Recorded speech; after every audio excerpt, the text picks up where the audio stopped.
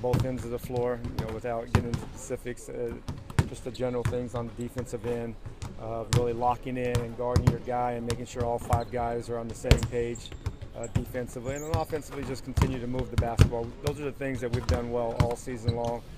There's been times during the season we have to make some adjustments and go back to the basics. And the film session was just that. It was really a generic, or not a generic, a blanket film session over a lot of different things. What about three-point shooting? How much of an emphasis was that?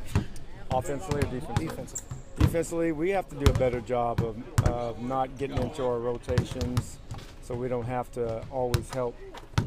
But it comes down to stopping the basketball. You got to stop the basketball, because if you don't stop it, you have to have some help.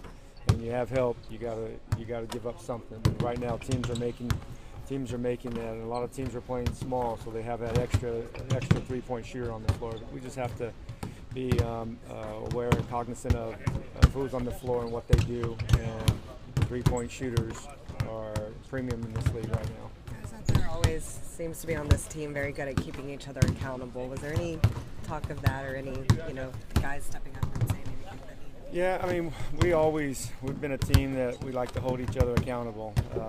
We go into a game, we want to be able to execute that game plan with accountability and great effort.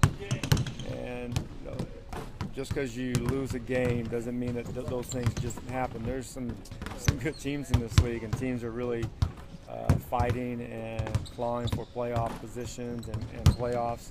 We're not the only team doing that. But in the West, there's so many good teams that are not in the playoffs still fighting and still play very well at home. To what extent are you missing Cephalos's defense right now? Well, he's a great defender.